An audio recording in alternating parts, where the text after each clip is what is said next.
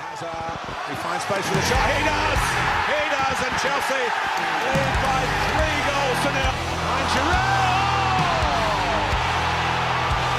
he's come up with it.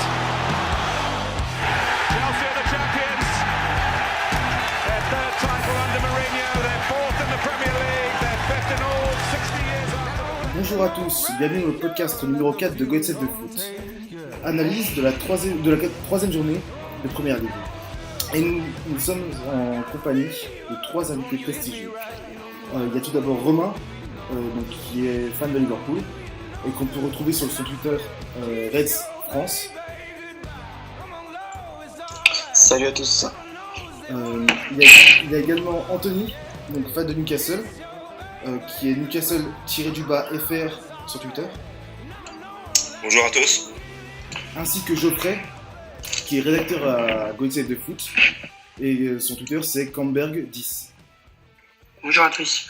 Donc troisième journée qui a été très intense, et on va tout de suite commencer par vos impressions. Donc je pense que Romain, tu vas vouloir commencer, je pense, avec les équipes qui t'ont impressionné. Alors les équipes qui m'ont impressionné, j'ai commencé par une des premières, Manchester United. Ok. Le recrutement de cette saison est pas trop mal, surtout avec l'avant-centre Lukaku. J'ai trouvé dans le match contre Leicester un Martial qui a retrouvé l'envie de jouer, retrouvé, je trouve, la confiance de Mourinho. Et sincèrement, ça s'est ressenti dans sa performance face à Leicester. Je veux dire, sur son côté, il a été impérial. Je l'ai trouvé bon quand il voulait jouer avec Pogba. Il trouvait très bien Lukaku. Et oui, sur ce match, Manchester m'a réellement impressionné. Je pense qu'au vu des recrutements, City partait favori pour jouer la première place. Ouais. Mais au bout de certes, il n'y a que 3 journées, mais pour l'instant, je trouve que Manchester United a un effectif bien hué. Mourinho a réussi à déjà mettre une patte, je trouve. On a l'impression de voir un nouveau United. Je ne sais pas ce que vous en pensez, vous. Ouais, non, je suis plutôt d'accord. Un départ assez tonitruant sur les 2 premiers matchs, plus celui-là qui n'a pas trop déçu. Bon, faut pas oublier que Leicester, ils ont un peu des restes d'il y a 2 ans, mais bon, c'est plus les mêmes. Mais ouais, franchement, c'est une des équipes qui m'impressionne beaucoup, voilà, quoi. Puis même si Pogba pour moi joue un peu plus bas en sentinelle que ce qu'il devrait, ça marche plutôt bien. Et franchement, ouais, bon recrutement. Que ce soit Martial ou Rashford, il y a toujours un peu des renforts à droite à gauche, donc ouais, ça tape bien, quoi. Ouais. Merci Anthony. Et toi, Geoffrey, t'en as pensé quoi de Manchester United? Ils ont beaucoup recruté cette année. En fait, pour moi, la recrue qui va être importante pour eux, c'est Matic, qui a été très bon pour l'instant, sur ce que j'ai vu. Et après, Lukaku, je ne suis pas très fan, mais il est taillé pour la PL, donc ça devrait le faire. Et avec Matic, l'avantage, c'est surtout que Pogba pourra être bien plus libre et jouer comme il le veut, en fait. Donc, il faut voir, il risque d'être dangereux. Ok. Une seconde équipe qui vous a impressionné au hasard, donc Romain. J'ai bien aimé Chelsea encore. Okay. Ils ont eu un premier match où ils se sont fait surprendre. Champion titre, perdu le premier match à Burnley. Bon, c'était pas agréable pour eux. Ils ont su remporter le second. Face à Everton a été géré, je dirais, de A à Z. Ils ont été au-dessus dans tous les compartiments de jeu. Certes, Everton, je pense qu'il devait être certainement à la fatigue. Il me semble que c'était le 3e match en 6 jours. Oui, c'est ça. Ouais. Ils étaient contents d'être qualifiés en Europa League. Ils sont arrivés, si je me rappelle bien, une défense à 3 aussi, également pour Coman. Je les ai pas trouvés dedans. Je les ai vraiment pas trouvés dedans. Ils avaient le ballon. Ça n'arrivait pas à aller rapidement de l'avant. Je dirais le joueur qui m'a plus déçu à Everton, c'était Sandro. Ouais, certes, il vient d'arriver, il faut le temps de s'acclimater, mais de sa part, je trouvais que ça manquait de mouvement. Ça manquait de mouvement. Quand Sigurdsson ou Rooney avaient le ballon, c'est pas qu'il était inexistant, mais pas loin. voilà, après, c'est un joueur qui vient d'arriver, on va pas jeter la pierre dessus, il faut laisser le temps de s'acclimater. Mais je pense que ça a été pour moi le joueur le moins joli à regarder, on va dire, sur ce match côté Everton. Mais C'est vrai qu'il vient d'arriver, ouais. Mais faut donner un peu du temps aux choses, mais ouais, c'est un peu ça, ouais.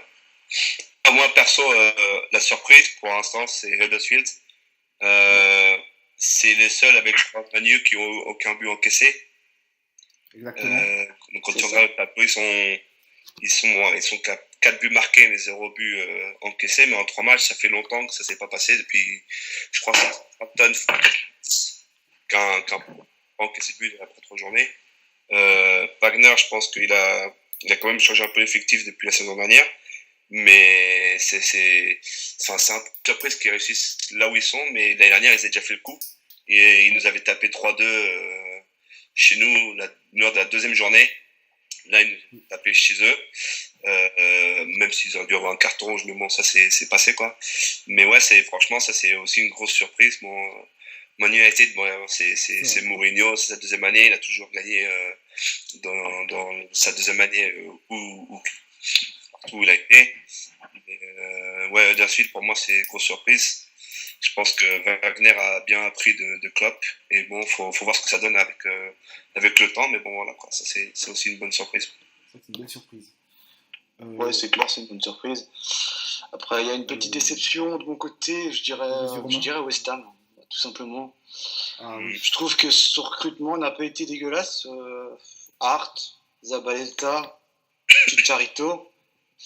Mais voilà, la sauce prend pas, c'est lanterne rouge, c'est déjà 10 buts encaissés, ça fait quand même beaucoup, je trouve. Fait quand même beaucoup. Si je ne me trompe pas, pour West Ham, pour leurs 2 premiers matchs, quand même, ils n'avaient pas leur défense centrale type. Et en plus de ça, là, il y a Obiang qui s'est blessé, je crois, non? C'est une bonne question pour Obiang, j'ai pas très bien suivi ça. Donc c'est très très compliqué pour eux. Bah là, c'est vrai que c'est compliqué. La trêve internationale va peut-être leur faire du bien. Va falloir que Bilic essaie de trouver pas la solution miracle. Ben, je pense, voilà, comme on a dit, c'est comme pour tout le monde. On n'est qu'à 3 journées, c'est que le début. Mais ça reste mal embarqué, surtout quand on a 0 points au bout de 3 matchs. On se pose déjà des petites questions, je pense. Après, West Ham, j'ai envie de dire, ils restent un peu sur la continuité de leur saison dernière. Hein. Ils étaient déjà pas très bons et visiblement, ça change pas pour l'instant. Non, je suis d'accord, peut mieux faire. C'est ça, peut mieux faire. Donc avoir au retour de la trêve internationale, surtout. Bon. Moi, je veux revenir par rapport à Chelsea. On a connu les 2 premiers matchs, même lors du Community Shield. On n'a pas vu un Chelsea, un Chelsea champion qui jouait, hein, ou alors une équipe du haut de tableau qui jouait en fait. On avait plus l'impression de voir un outsider à chaque match. Je veux dire, la semaine dernière contre Tottenham, c'est Tottenham qui a maîtrisé son sujet et c'est plus Chelsea qui était là en mode, équipe de bas de tableau qui joue en contre, entre guillemets. Et là, moi, ce que j'ai beaucoup aimé avec Chelsea, c'est que là, il y avait la mentalité du vainqueur, de celui qui domine son sujet, de celui qui attaque et qui va pour gagner en fait. Est-ce que vous avez eu cette impression également? J'ai pas eu trop de chance de voir les matchs entiers de Chelsea, perso, mais ils ont fait un petit point sur Chelsea lors du Match of the Day. Et pour eux, ils sont un peu, sont pas trop inquiétants, mais ils ont bien fait une petite vidéo sur Willian justement, qui avait super bien joué. Moi, je trouve qu'Alvaro Morata, c'est un gars qui continue à claquer, donc je pense qu'il va faire mal cette saison. Faut juste voir ça en fait. Mais au niveau tactique, j'ai pas eu le temps de voir les matchs entiers pour l'instant. Donc, je verrai ça quand ils joueront chez nous ou si je me déplace là-bas. Ouais, c'est ça, au niveau tactique, j'ai vu que le match face à Everton, donc au niveau tactique, sur ce match-là, pour moi, ils étaient un cran au-dessus. C'est clair que l'homme du match était Willian. Je veux dire, ce garçon, il est percutant, il va très vite, c'est un bon dribbleur. Et pour parler un petit peu de Morata, oui, au début, j'étais un peu sceptique sur ses premiers touchés de balle. C'était pas terrible. Le ballon restait pas dans les pieds, c'était approximatif. Et depuis son coup de tête où il a marqué, voilà, on sent tout de suite la petite confiance est venue et le reste était bien meilleur. Et je rejoins ce qui vient d'être dit, je pense que Morata c'est un très bon buteur et pour moi il fera une très bonne saison, il fera partie du top 4 au niveau des meilleurs buteurs, si ce n'est pas plus. C'est vrai. Attends, Geoffrey, une équipe qui t'a déçu?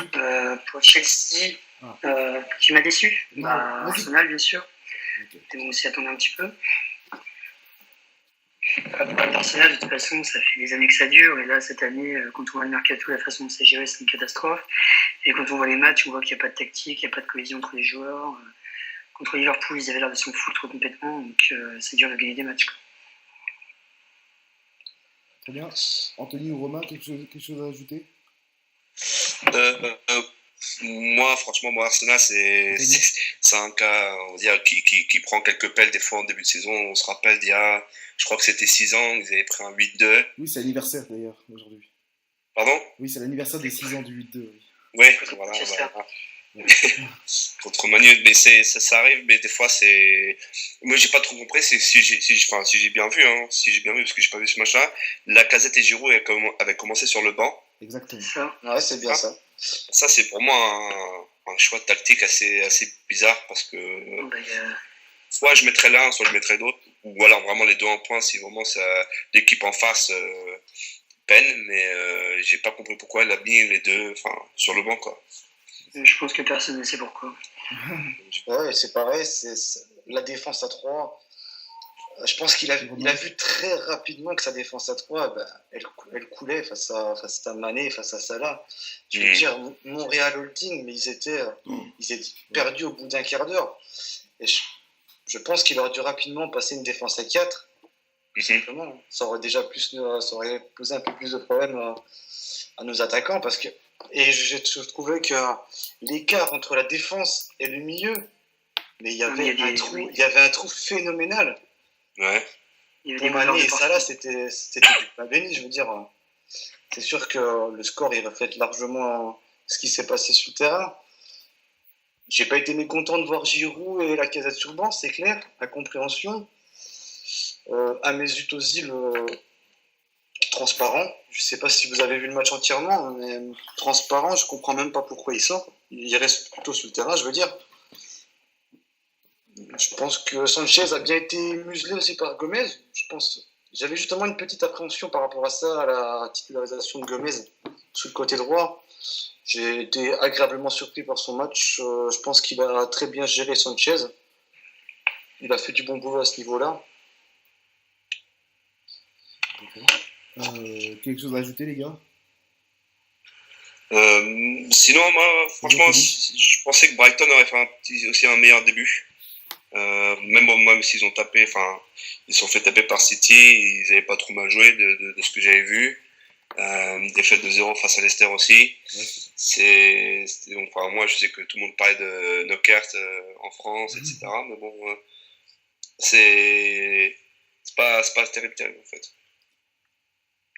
D'accord. Ça reste il faut voir s'ils vont monter ou si ça va couler, quoi, parce que. Voilà, ça reste un promu. Je pense qu'il fera partie des équipes qui auront vraiment du mal, qui vont jongler, je pense, entre la 20e et la 15e place. Je suis pas surpris qu'ils aient pris qu'un petit point pour l'instant. Je leur souhaite qu'ils aillent un petit peu mieux quand même, c'est sûr, hein, mais on verra comment la fin de saison va se passer sur tout le point. Sachant qu'on est qu'au début, voilà, il faut pas non plus trop s'inquiéter, je pense, pour n'importe quelle équipe d'ailleurs. Hein. Je veux dire, moi le premier, j'ai été très agréablement surpris d'avoir vu un Liverpool 6-buts contre Arsenal. Il faut pas s'enflammer, c'est très bien, c'est des prestations qu'il faut tenir. Malheureusement, avec Liverpool, moi, j'ai l'habitude des super matchs face au top 6. Je vais même rajouter le top 7 parce que moi, j'inclus Everton dedans. On est d'accord, Romain. Et après, côté les équipes moyennes, on descend de 10 étages, on ne sait pas ce qui se passe. Je ne sais pas si Liverpool se prend déjà un cran au-dessus, et ce qui fait que les prestations se ressemblent. Donc pour l'instant, je suis satisfait du début de saison de Liverpool, j'attends de voir, et c'est pareil pour les autres équipes. Ouais. Ah ben ça, c'est que le début. Tu penses quoi de ta défense, par contre, de Liverpool? Ah oui, Parce que on va parler. Warren, On va en parler. Par exemple, la défense. Bah, les gars, si vous voulez, on passe directement aux deux grosses affiches si vous n'avez pas d'autres trucs à ajouter. Non. Non, c'est bon. Vas-y. Bah, dans ce cas, on va commencer avec Liverpool-Arsenal. Donc 4-0 pour Liverpool. Bon, Liverpool a totalement écrasé Arsenal, aussi bien dans le jeu qu'au niveau de l'efficacité offensive. Arsenal n'a cadré aucun tir et a fait preuve d'une énorme incapacité face à cette équipe de Liverpool. Donc, Romain, du coup, je te laisse commencer. Ouais, très bien. Donc, vraiment content de ce résultat. On a été, comme tu l'as dit, on a été clairement au-dessus dans tous les domaines du jeu, sauf je crois que la possession qui reste à peu près équivalent. Je crois même qu'il y a eu 51% pour Arsenal. Oui. Mais comme tu l'as dit, je veux dire, dès qu'on avait le ballon, c'était rapidement de l'avant. Et voilà, je veux dire, quand vous avez des joueurs comme Salah, comme Mané, avec une grosse vitesse de pointe, ça sera vraiment notre atout fort, je pense, cette saison.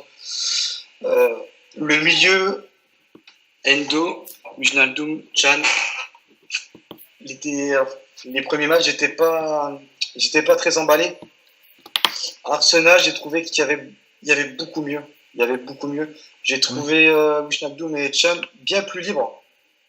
Ils étaient beaucoup vers l'avant. Et Endo qui restait derrière devant sa défense comme il fait souvent. Et ce qui nous permettait d'être en supériorité numérique devant. On était 5. Et je veux dire que la défense d'Arsenal, elle prenait rapidement de l'eau. Ouais. Moi j'ai une question par rapport à Endo, parce qu'il a vendangé quand même une occasion en or. Ouais. Qu'est-ce qui lui manque vraiment pour être vraiment le milieu de Liverpool?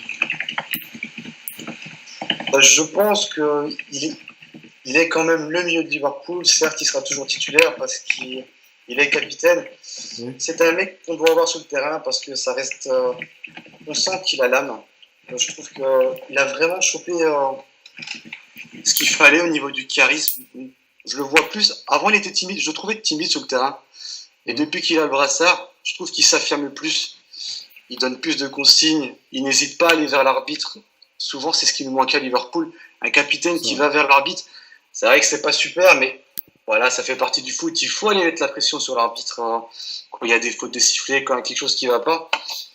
Je trouve qu'au tout début, c'est ce qui manquait un petit peu à Ederson. Il le prend petit à petit. Et moi, je suis satisfait de son placement, de son niveau actuel. Après, il reste à savoir quand il va y avoir le retour de Lallana.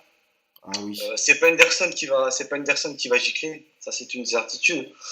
On a aussi Milner qui, je pense, Klopp veut leur faire remonter d'un cran au milieu de terrain. Donc là, c'est là qu'il va y avoir beaucoup de changements au niveau de Klopp. Je ne sais pas réellement ce qu'il va vouloir faire, ce qu'il va vouloir changer surtout. Parce que Can va rester à Liverpool cette saison. Coutinho, j'ai pas envie de me prononcer là-dessus. Je sais pas s'il va partir, je sais pas s'il va rester. En tout cas, s'il reste, pour moi, il sera pas un titulaire indiscutable. Donc ça reste à voir. D'accord. Ça reste à voir. Mais je suis satisfait d'Henderson. Pour moi, ça reste un joueur pilier en tant que capitaine surtout. Très bien. Anthony, à toi, ton idée sur le match? De ce que j'ai pu voir, enfin, comme j'ai dit, j'ai pas trouvé mal, donc je vais pas trop en parler forcément. Mais ce que j'aime bien, moi, c'est le fait qu'ils ont recruté Salah, qui a l'air de s'être super bien implanté dans l'équipe et qui arrive à passer, qui a déjà marqué. Donc ça va être assez létal pour les autres, et il va falloir que nous, on fasse gaffe quand on joue contre lui, parce que je pense qu'il va nous faire mal. Geoffrey? Effectivement, ce qui est aussi à noter un peu, c'est ce qui est bien dans ce début de saison à Liverpool, ce que je trouve bien, c'est que notre trio offensif, ils s'entendent tellement bien, puis on n'a pas qu'un buteur qui marque. Vous voyez, Mané, Salah ont marqué plus de buts que Firmino. Firmino est en pointe chez nous, mais je trouve qu'il fait bien plus il a bien plus de rôle qu'un finisseur. Je le vois plus créer les espaces pour Salah et Mané que vraiment jouer son rôle de finisseur. C'est vrai. Et c'est ce que j'aime bien dans notre secteur offensif dans ce début de saison. Oui, parce que si je ne me trompe pas, son rôle, on appelle ça un shadow striker, si je ne me trompe pas, en anglais. C'est plus ça, non? T'as pas entendu? Ça a coupé, je crois. Ah. Mais pour rebondir Oui, sur ce que vous disiez, c'est surtout le milieu de Liverpool qui a fait la différence, qui a été très bon. Et après, votre défense n'a pas été mise en danger une seule fois, parce que c'est compliqué de mettre en danger une défense. Et ce qu'il faut noter aussi, on va pas se le cacher, c'est le manque d'envie des joueurs d'Arsenal qui avaient l'air complètement apathiques. On a l'impression qu'on avait 11 Ozzy sur le terrain, donc c'est compliqué. Mais après, Liverpool a gagné, et il faut voir ce qu'ils vont faire plus tard dans la saison. Mais j'ai un peu peur pour votre défense quand même, honnêtement. Ouais, la défense, on a l'impression que Lovren a un totem. C'est vrai que ça. Voilà, je veux dire, on va parler un peu plus tard du recrutement, donc je reparlerai un petit peu plus par rapport à Van Dijk, mais voilà, pour l'instant, cette paire, on va s'en satisfaire, on va dire. Heureusement qu'il y a Matip, surtout. Heureusement qu'il y a Matip, oui. Voilà, il a déjà montré que c'est le patron de la défense, et je veux dire, son match face à Arsenal, il a été super. Il a été super, et puis, comme tu l'as précisé juste avant, si la défense n'est pas inquiétée plus que ça, c'est parce que, pour moi, déjà l'attaque et le milieu a fait son travail auparavant. Le milieu était très bon. Ouais, c'est vrai. Et moi, ce que j'ai aimé par rapport aux phases défensives de Liverpool, c'est que même si Mané ne redescend pas forcément, parce que c'est pas forcément un joueur qui est très, très défensif, Liverpool, c'est quand même très très bien sorti. Mine de rien. Ah oui, c'est clair qu'on s'en est bien sorti. On a fait un bon match. Ouais. Donc là, on va passer à Chelsea-Everton, si vous n'avez pas autre chose à ajouter. Non, j'ai rien d'autre à rajouter pour ma part. Donc on en a un peu parlé quand même déjà de Chelsea-Everton, donc 2-0.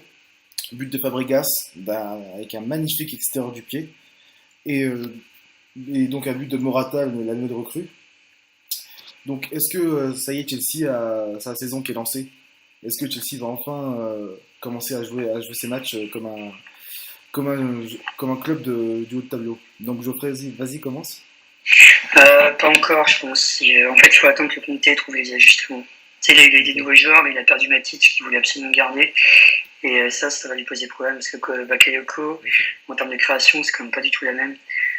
Et c'est pour ça qu'à mon avis, il a compté Fabregas aussi contre Everton. Avoir un petit peu plus de créativité au milieu. Donc, il va falloir voir comment il va jouer, en fait. Ça va être intéressant de voir comment il va implanter Oxlade aussi. On verra bien. C'est vrai. Ouais, c'est ça qu'il ne faut pas oublier, c'est que là, le recrutement d'Oxlade, je pense que c'est bon.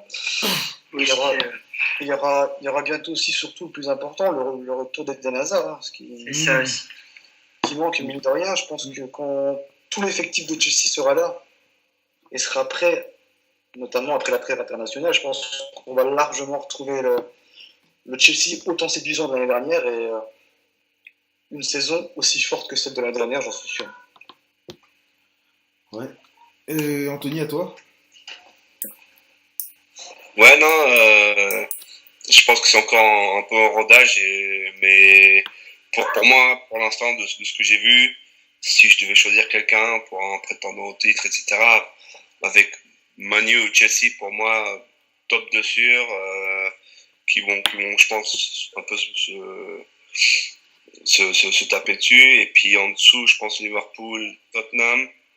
C'est un peu pour moi le top 4 de cette année. Et City, pour moi, je les vois toujours pas. Hein. Je crois qu'il y a quelque chose qui prend pas encore. Enfin, j'ai pas l'impression qu'ils soient aussi bons que ces 4-là cette saison. Mais bon, faut voir, faudra attendre. Et sinon, Everton, pour moi, ils avaient fait 2 bons matchs avant ça. Comme on dit, Rooney qui revient, super. Il a déjà planté 2 buts. Ils ont fait un très bon recrutement, je pense, cette saison, avec déjà un gardien qui était chez Sunderland, Pickford. Ils ont aussi on a pensé tout avant.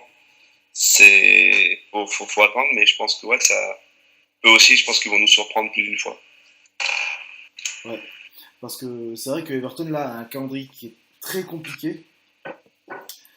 Et personnellement, je pense qu'après ça, ils pourront enfin commencer leur saison. Parce que là, je crois que le prochain match, c'est Chelsea, je crois. Si je ne me trompe pas. Non, c'est pas Chelsea. Du coup, c'est Tottenham. Tottenham, voilà, merci. Après Manu, ouais. Voilà, donc ça va être très difficile, mais je pense qu'après fin septembre, ils seront enfin, comment dire, ils pourront avoir leur saison qui va commencer. Ouais, je pense que pour Everton, ça va être comme l'année dernière. Je pense qu'ils vont être même meilleurs. Pour moi, je dirais même que c'est presque l'un des meilleurs mercatos de cet été. Je pense qu'ils ont pris des bons joueurs à des sommes plutôt correctes, hein, quand on voit le prix du marché actuel. Et voilà, il faut laisser le temps à tous ces joueurs de trouver leurs automatismes. Et je pense que quand tout ça sera fait, on aura droit à un très bon Everton qui pourra châtiller le top 5, 4, facile. Everton qui est complimenté par un fan de Liverpool. Ah oui, il faut être, raison, il faut être objectif. Hein. Oui, c'est vrai. Il n'y a pas de... Ouais, c'est vrai. Si vous voulez, on va continuer sur Newcastle, West Ham. Ouais, ça marche. Alors, Newcastle donc, qui remporte son match face à West Ham 3-0. Victoire nette face à un West Ham qui était pathétique. J'ai pas d'autre mot en fait qui me vient à l'esprit. Et Newcastle qui lance enfin sa saison après 2 défaites en première ligue. Donc Anthony, à toi, qu'est-ce que tu en as pensé justement de ce Newcastle? Ouais, enfin, on n'a pas eu de match parce que on était assez fébrile en première mi-temps. Bon, Tottenham n'était pas super bon, mais on avait réussi un peu à contre-attaquer parfois avec Atsu de gauche qui avait joué contre Kyle Waters, c'est quoi son deuxième nom? Peters. C'est ça. Ouais. Et ouais, enfin, on n'a pas eu de chance au départ parce qu'on a le jeune qui se blesse et Paul de Metz, donc on n'avait plus derrière gauche et un nouveau défenseur central qui était parti. Et puis avec le rouge de Shelby, on a un peu morflé. Bon, heureusement pour moi, on a eu Merino qui est venu de Dortmund, donc je crois on l'a avec une année en prêt suivie d'une option d'achat obligatoire. Donc c'était pour moi, je pense qu'il avait la chance de montrer ses talents face à Huddersfield et ça s'est pas bien passé. On a subi un pressing assez haut, on s'est un peu marché sur les pieds, on a un peu oublié.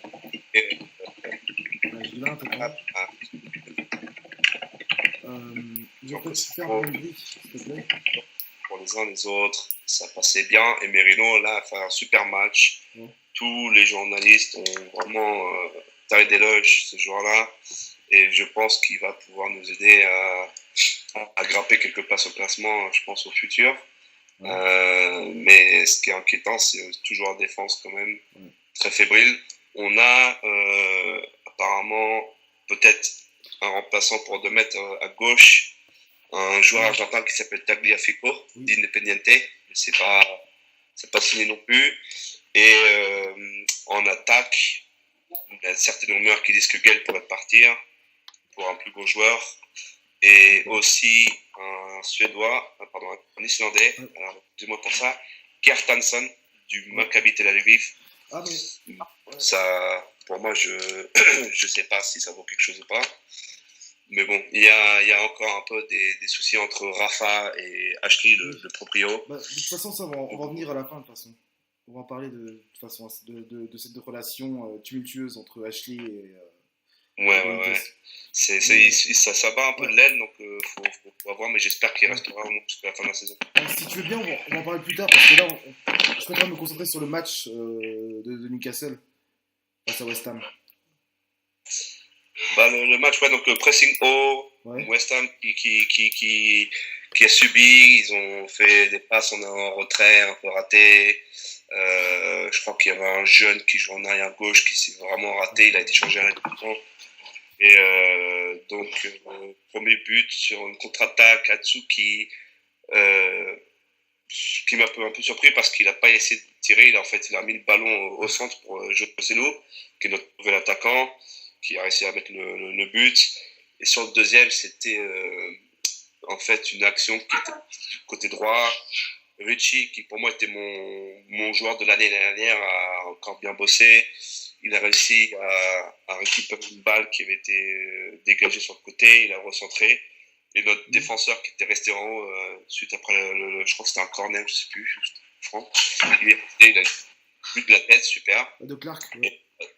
Et le troisième, c'était Mitrovic qui a dû prendre un carton rouge un peu avant pour un coup de défense. Voilà, quoi. Mais non, franchement, bon changement et faut que ça continue comme ça pour nous, quoi. D'accord. Toi, t'en as pensé quoi, Romain, de ce Newcastle? Spécialement, j'ai pas trop m'attarder sur ce match-là, vu que j'ai pas pu le voir, j'étais encore en vacances. Ça fait plaisir pour Newcastle d'avoir pris les 3 points qu'ils ont lancé cette saison. Voilà, étant fan de Liverpool, ça me fait aussi plaisir à leur première victoire pour bien sûr Benitez. Et j'espère qu'il fera une bonne saison et qu'il restera en Première Ligue avec Liverpool. Merci, et Geoffrey, à toi? Bah, sur ce que j'ai vu, je suis assez d'accord au niveau de la défense de West Ham qui avait l'air catastrophique. Et après, pour Newcastle, c'est bien qu'ils soient revenus en Coupe de la division, c'est un historique de PL quand même. Et on va voir ce que ça va donner. J'avais vu leur match contre les Spurs. Ils n'avaient pas trop mal joué, mais bon, ils prennent un carton rouge un peu stupide. Donc ils n'avaient pas eu de chance. Maintenant, il va falloir voir ce qu'ils vont pouvoir faire dans le prochain match, et surtout sur le mercato. Mais s'il y a des tensions entre Benitez et le président, ça doit être compliqué. Merci. Moi, j'ai trouvé dans ce match, par exemple, c'est plutôt West Ham en fait qui a mal joué et Newcastle en fait en a profité. Au départ, ouais. Ouais, je pense que c'est plus ça parce que c'est vrai que Newcastle n'a pas été vraiment flamboyant. On est d'accord sur ça. Parce que ils ont enfin, moi personnellement, je trouve qu'ils ont un problème ils sont pas fit, je trouve. Ils ont un problème de rythme, je crois. Je veux dire, le premier match face à Tottenham où Shelby fait n'importe quoi, alors qu'on connaît bien Shelby quand même, c'est quelqu'un qui est comme très posé, qui est quand même très calme. Et là, il s'est un peu emporté quand même. Je suis pas trop d'accord sur le fait que c'est un joueur très calme. Enfin, moi, je l'ai vu l'année dernière à tous nos matchs, plus ceux où j'ai fait des déplacements, et franchement, c'est un gars qui aime bien laisser traîner le pied sur ses tacles. Ah, d'accord. Non, c'est pas un gars pour moi qui est très posé. Enfin, à Swansea, j'avais vu que quand il joue contre nous, certains matchs de Swansea qui étaient à la télé, mais sinon, non. Pour moi, c'est un joueur qui est un peu mesquin, quoi, un peu comme Mitrovic, qui aime bien aller au contact et taper, laisser traîner le pied. Donc, non, c'est très, très stupide de sa part. Il a même dit, il avait même annoncé qu'en fait, il voyait un psychologue pour essayer de soigner ça. Donc non, mais ouais, par rapport à West Ham, ouais, ils ont mal joué, mais je pense qu'on les a un peu forcés à mal jouer parce qu'on a fait un pressing haut pour une première fois. Et je crois que ça a joué quand même parce c'était entre Perez, Joselu et Atsu à gauche, ils commençaient à presser et du coup West Ham n'a pas pu un peu s'exprimer au niveau footballistique. D'accord. Bah tiens, Romain, toi de Shelby qui est formé à Liverpool, t'en penses quoi? Je suis tout à fait d'accord avec les propos qui ont été dits auparavant. Je pense que c'est un joueur qui peut très rapidement sortir de son match et, comme il l'a dit, facilement laisser traîner la semelle. C'est dommage parce que c'est un joueur intéressant. Je pense qu'il fait du bien quand même à Newcastle. Je ne sais pas ce qu'il en pense. Non, bien sûr, il arrive à des fois ouvrir le jeu avec des longues transversales très très précises qui arrivent à renverser un peu la situation des fois quand on peine ou quand on joue en contre-attaque. Ouais, je pense que c'est un bon distributeur. Il vient chercher le ballon à la défense pour essayer de remonter, ce que fait aussi Merino. Donc j'aime bien ça me rappelle un peu Cabaye à l'époque de Newcastle il y a 5 ans, où il venait chercher le ballon assez bas et faire un peu des jeux à terre quelquefois. C'est aussi Newcastle, quand j'ai vu les 2 premiers matchs, c'est pareil, c'était des longues balles en l'air.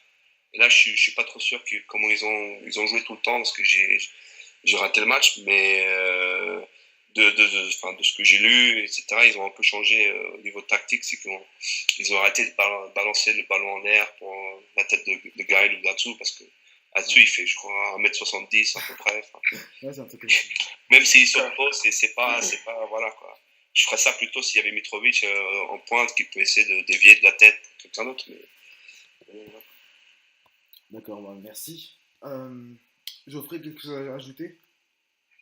C'est votre latéral gauche à ce lequel vous êtes, dont tu parlais tout à l'heure. J'ai encore oublié son nom, Tagliafico, c'est ça?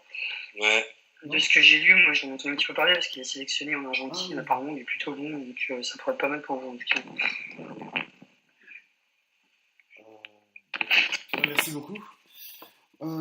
Si vous voulez, on va passer à vos impressions sur les tirages des compétitions européennes. Donc on va les faire groupe par groupe, si ça vous dérange pas. Ouais, pas de souci. Donc, en Ligue des Champions, on commence avec le groupe A, donc celui de Manchester United, qui retrouvera donc le Benfica, le FC Bâle et le CSKA Moscou.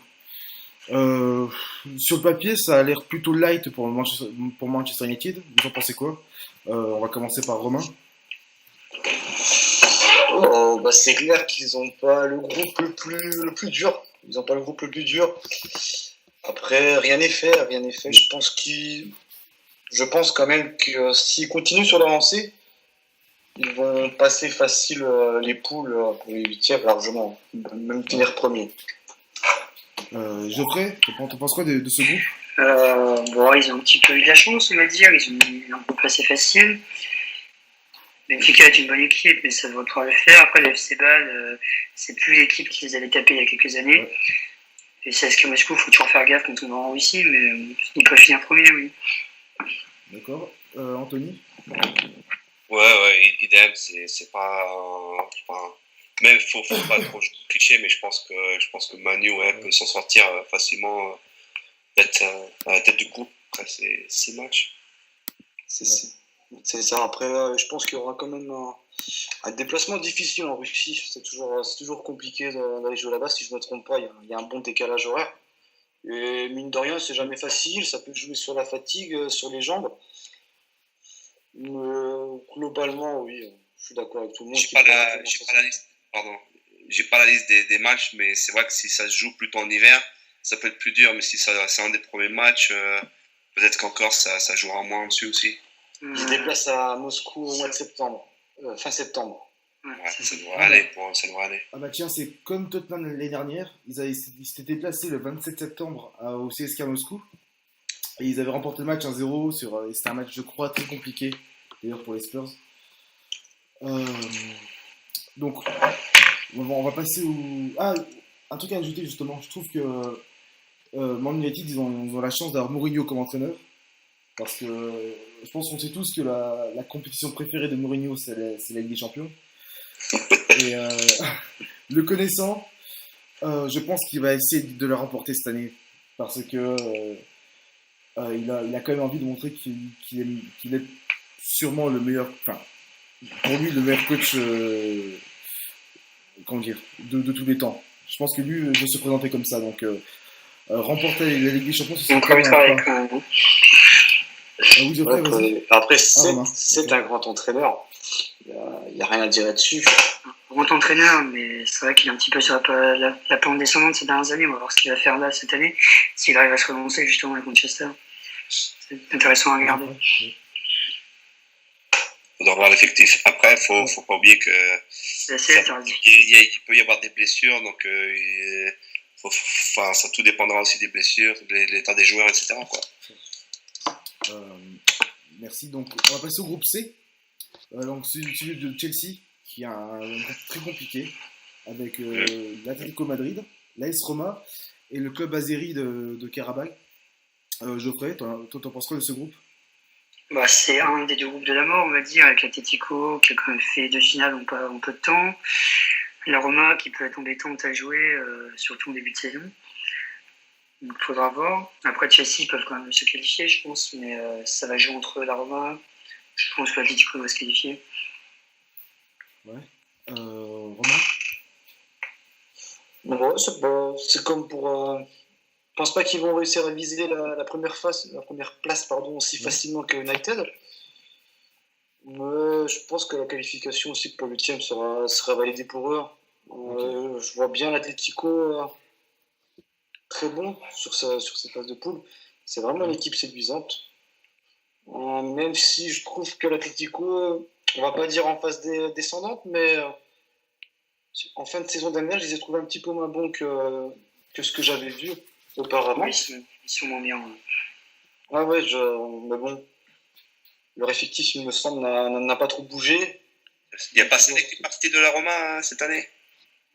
Il y a quoi, tu as dit? Salé? C'est pas Salé qui est parti de la Roma cette année? Si, c'est ça. Voilà, la Roma ont perdu Salah. Ils viennent de recruter Chic, un très bon attaquant qui était à la Samp. Ils ont pris des frères qui jouent à Sassuolo. Et ils ont un nouveau coach. Donc après, il faut voir si la mayonnaise prend pas. Voilà, mais je pense que Chelsea peut passer également. D'accord. Parce que. Oui, vas-y, Anthony. Non, pareil, faut attention à pas glisser, hein, c'est ça en fait, il faut juste qu'ils se concentrent bien, gagner à domicile et essayer de taper les équipes à l'extérieur, classique. Ouais, parce que moi il y a une confrontation que j'attends quand même, c'est celle de Conte contre Simeone. C'est ça. C'est vrai que ce papier, ça a l'air quand même pas mal quand même, hein. Genre 2 coachs bien agressifs. Vous en pensez quoi? C'est deux des meilleurs coachs du monde actuellement, même si l'Atlético a eu plus de mal la semaine dernière, parce que voilà, ça fait longtemps qu'il est à l'Atlético, il y a une fatigue physique, mentale. Je pense que quand tu perds 2 finales d'affilée, ça doit rester dans les têtes quand même, on va pas se le cacher.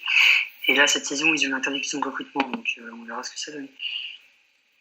Je pense qu'on aura beaucoup plus peut-être d'animation sur le banc que sur le terrain, il y a de grandes chances. C'est fort possible.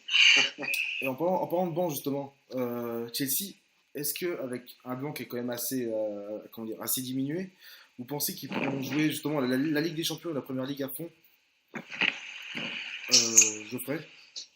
Tout va dépendre de Conte. Vas-y, Romain. Tout va dépendre de ce qu'il veut jouer réellement. Je pense qu'au début, chaque équipe, et Chelsea en fera partie, veut essayer d'aller le plus loin possible dans chaque compétition. Et au fur et à mesure que le temps passe, comme on a dit, s'il y a des blessés, s'il y a des joueurs en méforme, s'il y a des départs, s'il y a des arrivées, et c'est là que le coach décide de mettre des priorités. Et je pense que pour Chelsea, forcément, c'est un très grand club. Donc, la Première Ligue et la Ligue des Champions seront les 2 plus grosses priorités. D'accord, merci. Quelque chose à ajouter, Anthony ou Geoffrey? Oui, je suis d'accord. Le club se doit de jouer les 2 compétitions, donc même s'ils n'ont pas le vent, ils vont essayer de la jouer. Mais après, Conte en CL, pour l'instant, il a toujours eu un petit peu de mal, même s'il a souvent rencontré le Bayern avec la Juve, donc ça aide pas. Donc là, pour lui, il va devoir confirmer aussi. Ouais. Anthony, rien à ajouter? Okay, est-ce qu'il va choisir un 11 typique pour tous les matchs où il va appliquer le turnover? Je ne sais pas trop au niveau de son tactique à la Juve, mais je ne sais pas s'il applique le turnover ou pas. Je pense qu'à un moment donné, il n'aura pas le choix. Ouais, Conte n'hésite pas à adapter son système de jeu à l'effectif qu'il a en général. Mais après, ça va dépendre des blessures, des joueurs en forme, etc. Comment Bakayoko et Oxlade vont s'implanter, comment Morata va jouer. Il y a beaucoup de paramètres.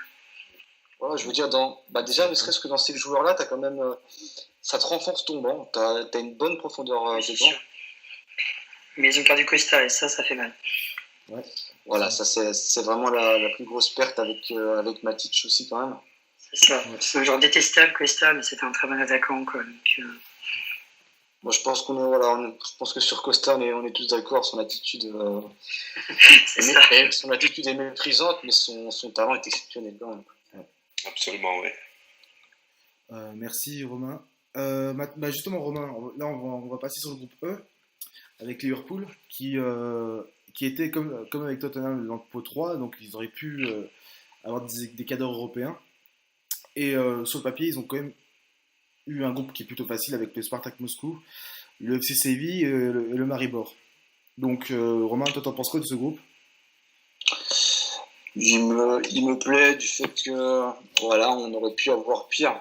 Je pense que le FC Séville reste pour moi l'équipe la plus forte après nous. On va se rappeler de cette fameuse finale, donc je pense qu'on aura une petite revanche à prendre là-dessus. Ça tombe bien puisqu'on commence dès le 13 septembre à les recevoir en Anfield. Donc je pense que ce premier match sera vraiment très important. Parce qu'on vient de le dire, ça reste l'équipe la plus forte du groupe avec nous. Donc je pense qu'il faudra taper très fort dès le premier match et taper rapidement du poing sur la table et montrer que ce qu'on veut, c'est la première place. Moscou, c'est comme je l'ai dit avant, c'est un déplacement en Russie. Donc J'espère qu'il sera bien négocié. Maribor, je vais pas trop me pencher là-dessus. C'est une équipe que je ne connais pas trop, mais que je pense largement abordable. Donc je pense que c'est également une qualification en huitième de finale pour Liverpool. D'accord, merci. Anthony, t'en penses quoi de ce groupe? Ouais, je pense que c'est un peu comme le groupe de Man U. Il y a un peu de challenge, mais bon, ils ont eu, je pense, pas mal de chance au tirage quand même. Hein. Quand on regarde les équipes qu'il y a dans les autres, qu'il y avait dans les poules qu'ils n'ont pas eu, c'est pas mal quand même. Ouais. Geoffrey? Ouais, je suis assez d'accord, ils ont pas mal de chance au tirage. Après, Séville, il faut s'en méfier. Mais après, là, ils viennent de changer de coach. Ils ont pris Berizzo, qui est un des disciples de Bielsa, qui était au Celta avant. C'est un très très bon coach, donc il faudra qu'il se méfie quand même. Mais ils ont perdu Vitolo, qui était leur meilleur joueur. Donc ça peut aussi faire mal. On verra avec l'arrivée de Banega ce que ça va donner. Enfin, le retour de Banega plutôt. Ouais. Mais Liverpool peut finir dans les deux premières places aisément quand même, je pense. D'accord, merci. Ouais, et je trouve qu'avec Liverpool, ils ont de la chance d'avoir un entraîneur qui a une expérience avec les compétitions européennes. Quand Klopp était à Dortmund, il a quand même fait des beaux parcours. On s'en rappelle notamment celui de 2013, je crois, où je sais plus où ils finissent, mais ils finissent comme très très loin. Donc moi personnellement, je pense que Klopp, ça va être un plus pour ce Liverpool, beaucoup plus que lors de la saison 2014-2015 où là, Rodgers s'était totalement planté. Romain, t'en penses quoi? Ah oui, c'est sûr que Klopp, depuis qu'il est arrivé, il a apporté beaucoup plus que Rodgers. Même si jamais on se fie aux statistiques, il me semble que Rodgers était même de meilleurs résultats, il me semble. Mais Klopp, je veux dire, même au niveau du recrutement, il montre, je pense que sa patte est là. Et sur la scène européenne, comme tu l'as dit, avec Dortmund, il est allé très loin. Cependant, il y a encore cette malchance, c'est pas un homme des finales. Donc j'espère que cette année, il va enfin nous faire démentir et pourquoi pas aller jusqu'au bout. Jusqu'au bout, personnellement, voilà, je suis sincère, je n'y crois pas trop. Je pense déjà une qualification en huitième, c'est le minimum. Ouais. Un quart serait super. Une élimination en quart de finale, je pense que pour cette année, si déjà Liverpool arrive à atteindre les quarts, ce sera déjà très bien. D'accord, merci. Anthony? Ouais, non, je pense que Liverpool a les moyens d'y aller. Après, ça dépend sur qui il tombe au tirage. Enfin, voilà. Faut voir s'ils sont assez fortunés ou pas. Je suis assez d'accord, ça dépend du tirage en huitième. De toute façon, soit tu as de la chance, soit tu peux te taper le Real, le Barça dès le premier tour, dès le huitième. C'est sûr, c'est clair. On connaît souvent Arsenal, c'est pour ça. C'est vrai qu'avec le Bayern Munich, c'est une longue histoire d'amour. Alors, on va passer au groupe F. Donc, celui de City avec le Shakhtar, le Napoli et un match qui s'annonce sulfureux avec le Feyenoord. Geoffrey, t'en penses quoi de ce groupe? C'est un groupe intéressant déjà pour voir Guardiola contre Sarri. Parce que, à mes yeux, Naples, c'est sûrement des équipes qui jouent le mieux d'Europe actuellement. Et c'est pour ça que d'ailleurs que je suis pas sûr que City réussisse à finir premier, parce que pour l'instant ça prend un peu de temps, ça met un peu de temps à prendre. Le Shakhtar, faut s'en méfier, mais c'est plus la grande équipe qui avait réussi à gêner un petit peu le Bayern avant de se faire taper au retour. Et le Feyenoord, ça peut être intéressant aussi, c'est une ambiance qui est très chaude là-bas. Il faudra voir. D'accord, merci Romain. Ouais, je suis un peu du même avis. Je reste quand même confiant sur le fait que City pourra passer. Naples, c'est vrai que c'est une équipe séduisante. Sarri est un bon entraîneur. Je pense que là, ils vont perdre Reina. Ouais. Mais voilà, ça reste pas. Reina, c'est pas la pièce maîtresse de l'équipe. Donc je pense que ça risque de passer pour City, mais ça va être compliqué. D'accord. Vas-y Anthony. Ouais, non, il va y avoir du sport, comme on dit, il va y avoir du sport. Je pense que niveau supporterisme, ouais, ça va bien chanter aussi. Donc, ça peut être un spectacle assez plaisant et assez intimidant pour les joueurs de City quand ils vont se déplacer, que ce soit en Ukraine, Napoli ou Feyenoord. Donc pour moi, c'est pas gagné-gagné, quoi. Enfin, c'est pas le pire groupe non plus, mais ouais, il va falloir qu'ils fassent attention. Enfin, j'ai déjà vu City en Champions League perdre des matchs qu'ils auraient dû gagner, surtout à la maison. Donc, faut faire attention, quoi. Bon, ils avaient réussi à battre le Bayern la dernière fois pour passer, je crois, ou pour rester dans les 2 premiers, mais bon, faut qu'ils fassent gaffe, quoi. Ils sont pas encore. C'est vrai. Moi, je pense aussi que Guardiola a peut-être une revanche à prendre parce que depuis qu'il est entraîneur, euh, avant la saison dernière, en fait, il se faisait éliminer en demi-finale. Enfin, il a remporté 2 fois la Ligue des Champions et le reste, il a été éliminé en demi-finale jusqu'à donc, la saison dernière avec Monaco en huitième. Vous pensez que Guardiola a une revanche à prendre, Geoffrey? Oui, c'est sûr. Avant, il me semble qu'il s'était toujours fait éliminer soit par le Barça, soit par le Real, soit par le Bayern. Justement, et là, non, peut-être pas par le Bayern. Et là, il se fait éliminer l'année dernière par Monaco parce que son équipe en défense, c'était une catastrophe. Donc là, il va voir prendre sa revanche. Après, je pense que là, dans le groupe, il a largement les moyens de se qualifier. C'est juste que ça va jouer avec le Napoli. Et après, ça va dépendre du tirage, ce qu'il aura. Son équipe a encore un rodage, il a pas mal de boulot, je pense, pour retrouver l'équipe qui va suivre ses préceptes, on va dire. Il y a encore beaucoup de travail. D'accord. Romain? Guardiola? Ouais, je suis un peu du même avis que lui. De toute façon, je pense que c'est une logique. Hein, l'entraîneur, quand sa fin de parcours s'arrête à un tel niveau, que ce soit les quarts, les demi, les huitièmes, bah, l'année d'après, ce qu'il veut, c'est faire mieux. Hein. C'est pour sa satisfaction personnelle, c'est pour son groupe, c'est pour son équipe, c'est pour les supporters. Puis oui, Guardiola, on va dire, a une revanche à prendre. Après, voilà, je veux dire, l'année dernière, il se fait éliminer par Monaco, certes, mais un Monaco qui était une très très très belle équipe. L'année dernière, franchement, leur parcours en Ligue des Champions, elle est extraordinaire, elle est superbe. Hein. Et là-dessus, il n'a pas à rougir de s'être fait éliminer par Monaco sur l'ensemble des 2 matchs. Ouais, c'est vrai. Anthony?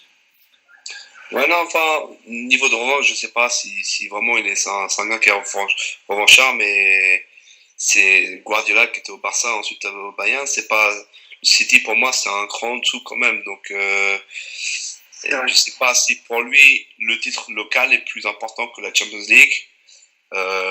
Faudra déjà qu'eux ils passent quand même les quarts et arriver en demi, et ensuite passer les demi, c'est très très dur. Donc, si n'arrive pas à battre des gens comme Monaco qui viennent essayer de devenir des mangeurs d'ogres, enfin, même si Monaco avait tapé Spurs en qualif, c'est autre chose. Donc il faut déjà assurer les matchs contre les plus petites équipes avant d'essayer de prendre revanche sur les grosses.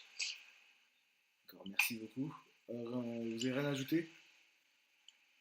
Rien à rajouter pour moi. D'accord, merci. Là, on va passer donc au groupe H, celui de Tottenham qui a hérité du Real Madrid, du Borussia Dortmund et de l'Apoel Nicosie. Anthony, t'en as pensé quoi de ce groupe? Ouais, c'est encore un beau challenge. Enfin, moi, j'aime bien ce groupe-là. Je trouve que il y a quelque chose, il y a de l'intérêt. Bon, le Real, on connaît, pas besoin de. Mais Dortmund, bon, même si c'est plus le Dortmund de club, ça peut encore faire du beau foot. Donc, il va falloir faire attention à eux. Et l'Apoel, bah, faut voir comment ils se déplacent, etc. Il y a de l'ambiance là-bas. Je sais pas si ça peut influencer les Spurs ou non, mais bon, ça va être dur. On va dire un top 3 pour Spurs, c'est le minimum. Ça se jouera, je pense, entre eux et Dortmund. Enfin, je pense que c'est un peu évident, mais bon, voilà, quoi. Pour la deuxième place. C'est vrai. Romain, de ce groupe, t'en as pensé quoi? J'aurais été supporter de Tottenham, voilà, je me serais pris les bras dans la tête. Pour moi, ça reste l'un des groupes le plus difficile. Je veux dire, voilà, tous les déplacements seront difficiles pour Tottenham. Les réceptions, pour moi, elles seront également difficiles parce que Dortmund est une très belle équipe. Le Real, on n'en parle pas, c'est encore au-dessus.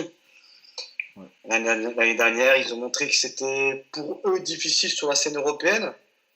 Après, voilà, Tottenham est une équipe qui monte petit à petit, qui fait tranquillement son chemin. On le voit déjà en Première Ligue. Hein. Petit à petit, il s'affirme, il montre qu'il peut être au-dessus du tableau. Et j'espère pour eux que cette année sera mieux que l'année dernière. D'accord. Geoffrey? Ouais, je suis assez d'accord. C'est un des groupes les plus durs aussi avec celui de Chelsea. Contre Real, ça va être quand même très très compliqué, on va pas se le cacher. Donc ça va sûrement jouer contre Dortmund, qui reste une bonne équipe, faut faire attention. Après, ils ont toujours des blessés, il y a Weigl qui va revenir, Royce, je crois qu'il est toujours blessé. Et ça compte parce que c'est leur meilleur joueur quasiment. Et après, pour vous, celui-ci, c'est déjà la semaine dernière, j'ai pas trop compris les choix de Pochettino sur certains matchs, des compositions d'équipe en Coupe d'Europe. Ça, plus Wembley, ça peut faire peur, effectivement. Ouais, c'est vrai que justement, on ne parle pas des compositions d'équipe de Tottenham en Ligue des Champions, parce que l'année dernière, par exemple, c'est lors de la dernière journée de Ligue des Champions que Tottenham avait notamment ses deux latéraux titulaires, donc Rose et Walker à l'époque. Et il y a aussi eu plein de choix qui étaient un peu bizarres, comme je crois Son en pointe face au CSKA Moscou ou des trucs comme ça. Et vous pensez que en fait le point faible de Tottenham en fait c'est vraiment eux-mêmes en fait. Est-ce que c'est pas plutôt est-ce que la faiblesse de Tottenham ce serait pas plutôt le fait que ce serait eux qui arrivent à mal jouer plutôt que de se faire surpasser par les adversaires? Vous voyez ce que je veux dire? Oui, Vas-y, Il y a de ça. Geoffrey, vas-y. Il y a Je pense pas, parce que oui. En fait, oui, l'année dernière, c'est un peu ce qui vous est arrivé. C'était vous, votre pire ennemi. Vous avez complètement déjoué. Et il y avait une sacrée différence quand on voyait les Spurs jouer en Champions League et quand on les voyait en PL le week-end. C'est vrai. c'est clairement ça. Ouais, Je veux dire, ouais. en PL, l'année dernière, c'était une des plus belles équipes à avoir joué. Donc voilà, après la scène européenne, c'est autre chose, c'est un cran au-dessus. Surpassé peut-être par l'événement, si je dis pas de bêtises, ça faisait longtemps qu'ils n'avaient pas goûté à la Champions League. Donc cette deuxième saison, je pense que pour eux, ça sera la saison pour pouvoir vraiment s'affirmer, même s'ils n'ont pas hérité du meilleur groupe. C'est pas de chance pour eux pour ça. Et on va parler du mercato de Liverpool pour finir. Ouais. Romain, t'en as pensé quoi de ce mercato? Je suis globalement satisfait. Première recrue, Solanke. Ouais. Pour son bas prix et ce qu'il a démontré lors de la pré-saison. Je pense que là-dessus, Klopp a fait un très bon choix. J'aimerais bien le voir un peu plus de temps de jeu. Je pense qu'il va en avoir surtout en coupe. J'aimerais bien que Klopp, comme un match sur Arsenal par exemple, il aurait pu le laisser rentrer un bon quart d'heure, le laisser un petit peu s'exprimer. Je pense qu'il va y avoir une petite année de transition pour lui. Il va jouer avec les U23, un petit peu avec l'équipe première. Et si vraiment il confirme cette année, l'année prochaine il aura un peu plus de temps de jeu. La deuxième recrue, Salah. Salah, j'ai été super content, même si j'espérais ne pas voir le Salah de Chelsea. Il y a ne serait-ce contre Arsenal, son premier face-à-face, il le rate. On se dit, ça y est, on voit le Salah de Chelsea. D'ailleurs, il se rattrape. Lui, je pense que c'est clairement encore une très bonne pioche de Klopp. Il s'est fondé rapidement dans l'équipe. Sur l'aile droite avec Mané à gauche, je pense que ça va être super intéressant. On attendait un arrière gauche, on l'a eu, c'est Robertson. Pour l'instant, le match où est-ce qu'il a été titulaire face à Palace, j'ai pas pu le voir malheureusement. J'ai vu de bons échos, apparemment un très bon match de sa part. Donc je n'attends que confirmation. Limite, on peut dire qu'on a eu une deuxième recrue parce que Moreno a repris un petit peu le dessus. J'ai un problème de...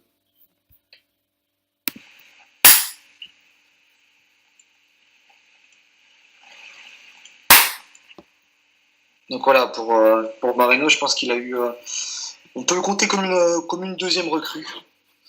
Il a récupéré du temps de jeu. Je pense que l'arrivée de Robertson a dû entre guillemets le faire cogiter dans sa tête.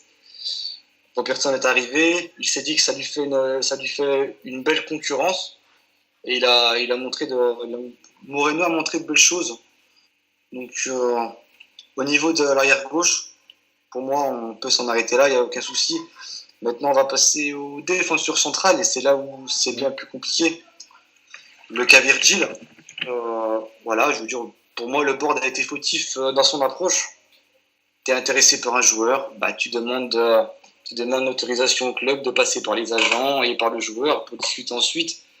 On a été puni clairement. J'espère de tout cœur que Virgil sera un joueur de Liverpool au maximum le 31 août, avant minuit. Mais je crains fort que les scènes changent d'avis là-dessus et ça m'embêterait fortement qu'il signe ailleurs. Parce que c'est clairement le poste où vraiment, vraiment, vraiment on a besoin, ne serait-ce que pour donner une concurrence à Lovren et lui enlever son totem. Parce que Lovren, c'est le bon, c'est le moins bon. Mais pour moi, Virgil, ça serait la recrue à avoir lors de cette dernière semaine. D'accord, merci.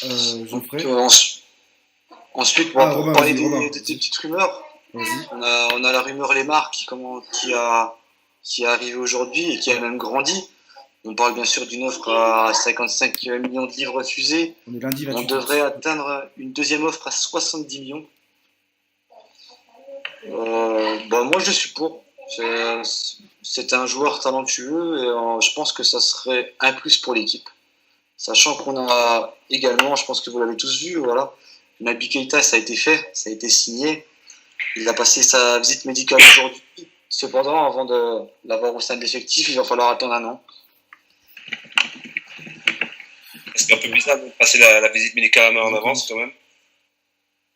Je pense qu'ils voulaient ils ont voulu passer la visite médicale déjà pour s'assurer qu'à la signature, il n'y ait pas déjà de soucis, que déjà le joueur est en bonne condition physique, que tout va bien. Et après, attendre un an avant qu'un jour arrive, c'est risqué, c'est un pari à prendre. Ils l'ont pris, j'en suis personnellement satisfait. Keita est un crack. J'espère que cette saison, il va faire que confirmer sa saison dernière avec Leipzig. Voilà, je vais porter un peu plus d'intérêt au match des Allemands afin de voir ses performances. Et j'espère de tout cœur que tout ira bien pour lui. Je suis ravi qu'il soit un joueur de Liverpool la saison prochaine. D'accord. Geoffrey. Le mercato de Liverpool est assez intéressant. Alors Salah, moi je le connais bien parce que je regarde pas mal la Serie A en fait. Donc il a un gros défaut, c'est que c'est un gros croqueur quand même. On l'a vu hier sur la première occasion qu'il rate, qui est quand même assez scandaleuse. Il se rattrape après et puis dans l'ensemble, dans le jeu, il fait un bon match, il n'y a pas de souci. Mais ça reste encore. Après, moi ça me paraît bizarre que vous n'essayez pas de recruter un défenseur, même si vous n'avez pas pu avoir celui des Saints. Après, quant à Solanke, il a l'air bon, donc ça c'est plutôt pas mal. Et j'ai vu qu'aussi vous allez vous débarrasser de Ricky aussi apparemment, c'est plutôt une bonne chose, je pense. Ouais, je pense que Ricky, malheureusement, il n'a pas su 2 saisons à Liverpool, il n'a pas su réellement s'imposer. Et puis cette saison, je pense que l'ordre, au niveau de l'attaquant de pointe, on aura Firmino, Sturridge. Après, je pense que la 3e place pour moi, elle va jouer entre Solanke et puis Ings. Voilà, Ings revient de. Ings, on peut le compter un peu comme une recrue. Le pauvre, ça fait 2 saisons qu'il se blesse gravement. Là, Klopp disait que pour l'instant, tout allait bien. Il a rejoué un match avec U23, il a marqué. Donc oui, je pense que pour Origi, je pense que le mieux, ça serait vraiment de quitter Liverpool pour le 31 août. On parle de Marseille. Garcia serait intéressé. On parle aussi des Spurs, qui étaient peut-être intéressés par un joueur. Quitte à choisir, je préférais qu'il aille en France, c'est sûr. Et sinon, un autre gardien par rapport à Mignonnet, parce que j'ai vu Karius 2 fois qui a pris un peu des risques avec les renonces au pied, non? Est-ce que c'est inquiétant ou pas Non, c'est pas plus inquiétant que ça. Mignolet n'a pas toujours été exceptionnel. Cependant, depuis l'arrivée de Karius, je pense qu'il a pris une toute autre dimension. Il fait de matchs très corrects. Son gros défaut, c'était, à mon sens, les sorties aériennes. J'avais appris qu'il s'était, il me semble, cassé le nez quand il jouait à Sunderland sur une sortie aérienne. Et apparemment, depuis, tout le monde le trouvait un petit peu fébrile par rapport à ça. Il a fait de gros efforts là-dessus. Ses sorties aériennes sont bien plus belles, sont plus propres. Et c'est ce qui en fait pour moi un bon gardien. Donc pour cette saison, au niveau du recrutement du gardien, non, ça me dérange pas que Klopp n'aille pas chercher un gardien. Je pense qu'on n'est pas trop mal fourni. Ok. Et tu parlais tout à l'heure de Lemar. Pareil, je le connaissais bien aussi. Il a été lié à Arsenal pendant tout le mois de juillet. Et c'est un très très très bon joueur, Lemar. Ça pourrait être un gros plus. Après, Monaco, ils ont été très clairs depuis le début. Lemar, c'est 80 millions ou rien. On pourra voir si vous mettrez les sous. Mais c'est un excellent joueur. Après, tout va dépendre, voilà, comme tu dis, surtout si je pense que si d'abord le joueur veut quitter Monaco, et si Monaco est vendeur à 80 millions, je pense que la deuxième offre de Liverpool devrait être à 70 millions d'euros. Donc on va voir comment va réagir les dirigeants de Monaco, essayer de les refuser. Et si le club veut vraiment le joueur, voilà, je pense que c'est pas un problème d'argent au niveau de Liverpool, et s'il faut rajouter 10 millions de plus, j'espère qu'ils le feront. Parce que les marges, pour moi, s'il arrive, il sera pas un titulaire indiscutable de suite. Par contre, il va agrandir la profondeur de banc de Liverpool, et c'est très bien pour ça. Moi, je pense très honnêtement qu'il est meilleur que Salah. Mais après, faut voir comment vous jouez, dans quel système, avec les joueurs. Mais ça peut être une bonne recrue pour vous. Après, pour l'instant, Salah il joue à droite. Il joue à droite. Il me semble que Lemar, il joue à gauche. Ou en fait, il a été formé au milieu. La semaine dernière, il a joué à gauche. Donc, il peut jouer un peu partout, de gauche ou au milieu du terrain. Ouais. C'est ce qui rend encore le possible recrutement encore plus intéressant. Et il pourrait jouer en 4-3-3 au milieu aussi, sans souci, je pense. Voilà, c'est le système préféré de Klopp. Donc, je serais content de l'arrivée de Lemar, c'est sûr. D'accord, merci. On a tout dit sur Liverpool, sur le mercato. On va passer au mercato de Newcastle. Newcastle qui a des problèmes par rapport au mercato, surtout entre la relation entre Mike Ashley et Rafa Benitez. Anthony, tu veux nous en parler ? Ouais, donc en fait, de ce qu'on sait ici, donc quand Rafa est resté, quand il était dans le Championship, il a eu plein de garanties. Il est aussi parce que les fans l'adorent et qu'on avait chanté le dernier jour de championnat en Première Ligue pour qu'il reste, et il a eu plusieurs discussions. Il y a Charlie qui est le directeur financier, président, on va dire directeur, et donc ça bat un peu de l'aile parce que si tu veux, Rafa n'a pas les finances. Apparemment, il y avait 4 transferts qu'il aurait pu faire au début de saison, mais si vous connaissez pas Ashley, c'est un peu un gripsou et un gars qui est prêt à vendre père et mère pour pouvoir faire quelques billets. Donc c'est le boss de Sports Direct, et ouais. Donc ils ont raté apparemment des bonnes occasions parce qu'ils voulaient baisser le prix, donc ça n'a pas été signé. Et donc là, récemment, Benitez est sorti plusieurs fois dans la presse pour dire qu'il n'avait pas assez de thunes, que c'était un peu relou, quoi. Mais Ashley a même fait un entretien lui-même, alors qu'il parle que très très très très rarement à la presse ou à la télé, en disant qu'il confirmait qu'on n'avait pas le budget pour lutter contre des Man City, des PSG, etc., pour signer des gens à des centaines de millions. Mais ça, on le savait déjà, mais on pensait qu'il pouvait mettre un peu plus la main à la pâte.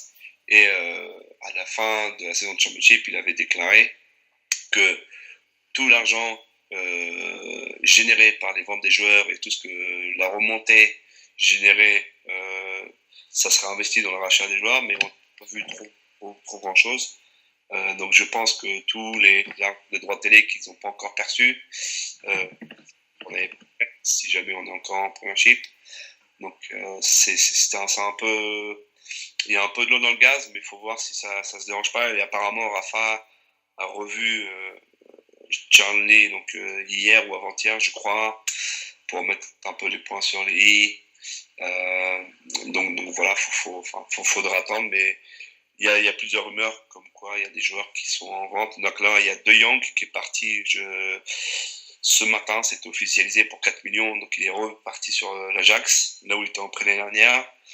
Il y a des rumeurs comme quoi Mitro, là, il y a quelque chose qui est sorti aujourd'hui, il n'y a pas longtemps, Mitro pourrait aller à l'Olympiakos pour 20 millions.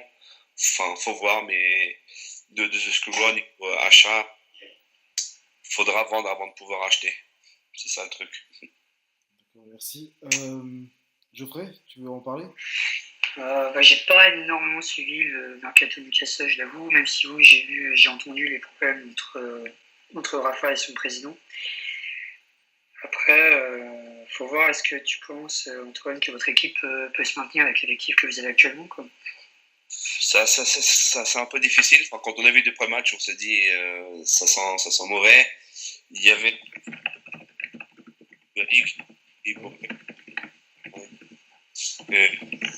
et 10 remplaçants, c'était vraiment un match horrible à voir. Des passes incomplètes. Enfin, il y avait CV qui jouait. Ça donnait pas trop envie. Et là, bon, un petit sursaut. Faut voir. Moi, je pensais qu'avec l'effectif qu'on avait, on pouvait atteindre entre 13 et 16e place. Quand on voit que Palace traîne, bon, D'accord. Romain, tu en penses quoi de ce mercato? Par contre, j'ai quelques bruits là. J'ai pas entendu la question. Ah, le mercato de Newcastle, t'as un peu suivi? Non, malheureusement, j'ai pas suivi le mercato de Newcastle. Je pourrais pas en parler plus que ça là-dessus.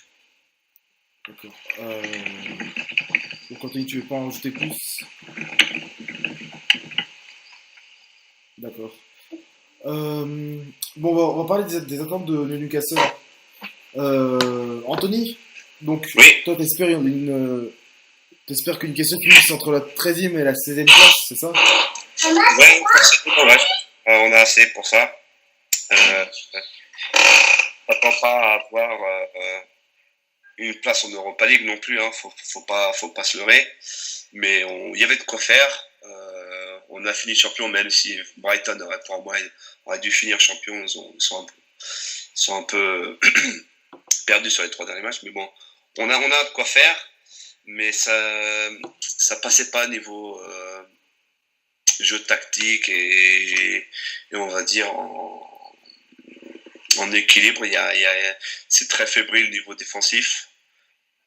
Et bon, voilà, avec plus les 2 blessures qu'on a eues en première journée, ça nous fait un trou au niveau, surtout à gauche. Donc, on attend des renforts.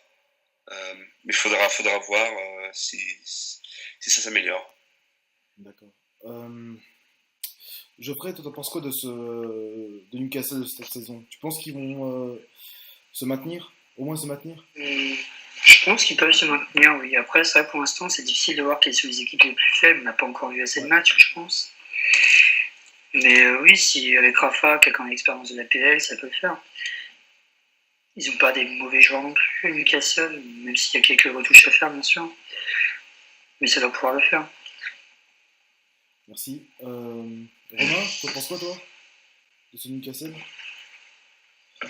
Je pense qu'ils peuvent y arriver. Je pense que malheureusement, ça fera partie des équipes qui vont jouer entre la 10e place et je dirais la 17e. Mais pour moi, ils se maintiendront. Et je l'espère surtout. D'accord, merci. Romain, on va parler de Liverpool maintenant. Tu penses que Liverpool va finir à quelle position cette saison? On va espérer la première, forcément. Même si, ça, en toute objectivité, je pense que ça va être très très dur. Au moins faire aussi bien que l'année dernière, c'est-à-dire être dans le top 4. Puisque l'année dernière, ça a été bien du contrôle avec des champions, mais c'était un petit peu décevant. Sachant qu'on n'avait aucune compétition européenne. On a eu pour moi qu'une petite 4e place. Donc cette année, c'est l'inverse. On a toujours une compétition européenne, forcément on rejoue les coupes nationales. Et je pense que avec un bon Liverpool, comme pour tout le monde, sans blessure, un top 3 peut être faisable. Et surtout des bons matchs face aux petits, justement. Et surtout, comme tu le dis, voilà, des bons matchs face aux petits et moyens, c'est vraiment notre gros souci. On perd trop de points contre des équipes moyennes. Donc, j'espère que cette année, ils vont rectifier le tir. Et si c'est le cas, on peut viser le très très haut, c'est sûr. Alors, en Ligue des Champions, allez, même une élimination en 8e, ça m'embêterait un peu, mais tant qu'on passe les poules, pour cette année, ça serait une priorité. Passer les poules au moins déjà. D'accord, merci. Geoffrey, vas-y. Oui, je suis assez d'accord, on peut rester en top 4. Bon, après, le titre, j'avoue, j'y crois pas, hein, on va être honnête. Mais rester en top 4, c'est tout à fait possible. Après, c'est dur de voir qui va gagner cette saison.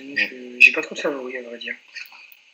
C'est vrai que c'est très très compliqué cette saison. Anthony ?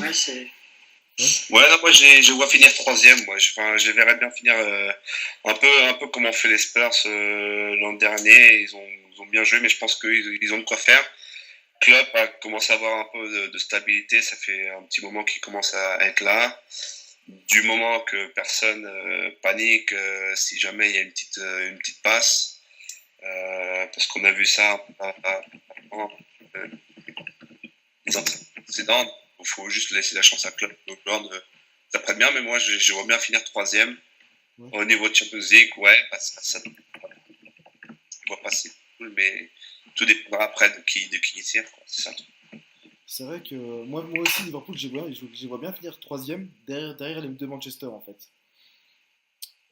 Parce que je pense que c'est l'équipe qui est la plus complète, à part en défense, dans le top 7, du coup.